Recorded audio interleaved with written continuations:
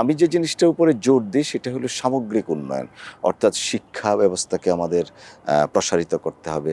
স্বাস্থ্যের যে ঘাটতিগুলা আছে সেগুলা পূরণ করে নতুন ক্ষেত্র তৈরি করতে হবে। আমাদের এই এলাকাটার মধ্যে গারো, হাজং, হিন্দু, মুসলমান, খ্রিস্টান অনেক ধর্মাবলম্বী আছেন, অনেক জাত, উপজাত আছেন।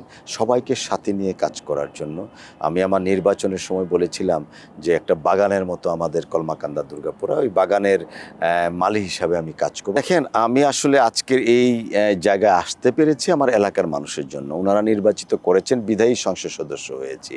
সংসদ সদস্য হওয়ার কারণে আজকে ডেপুটি স্পিকারের দায়িত্ব পেয়েছি। তো আমি আমার সর্বান্তকরণে চেষ্টা করছি আমাদের এই পিছিয়ে পড়া এলাকা, আমাদের এই এলাকাটার মধ্যে গারো, হাজং, হিন্দু, মুসলমান, খ্রিস্টান অনেক ধর্মাবলম্বী আছেন, অনেক জাত, উপজাত আছেন।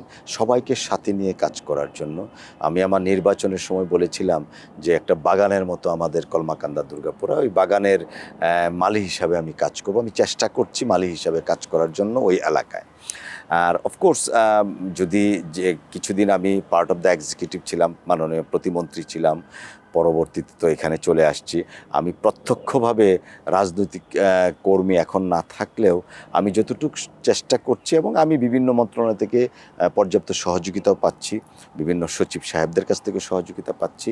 আমাদের এলাকা যে কাঙ্ক্ষিত উন্নয়ন আশা করছি সেটা পূরণ করার ধাপে ধাপে আমি যাচ্ছি। যেমন এর মধ্যে আমাদের কলমাকান্দা দুর্গাপুরের খুব উল্লেখযোগ্য 5টা ব্রিজ, হ্যাঁ, ওইটা একনাকে পাশ হয়েছে। অচিরেই হয়তো টেন্ডার হবে। প্রায় ৩,৬০০ কোটি টাকার 5টা ব্রিজ, খুবই গুরুত্বপূর্ণ 5টা ব্রিজ। তো সেই ব্রিজগুলো হচ্ছে, আরও কিছু ব্রিজ, কালভার্ট। আর আমি আমাদের এলাকার, এটা তো হচ্ছে একটা নেটওয়ার্কের উন্নয়ন, বাট আমি যে জিনিসটার উপরে জোর দিই সেটা হলো সামগ্রিক উন্নয়ন। অর্থাৎ শিক্ষা ব্যবস্থাকে আমাদের প্রসারিত করতে হবে। স্বাস্থ্যের যে ঘাটতিগুলো আছে সেগুলো পূরণ করে নতুন ক্ষেত্র তৈরি করতে হবে।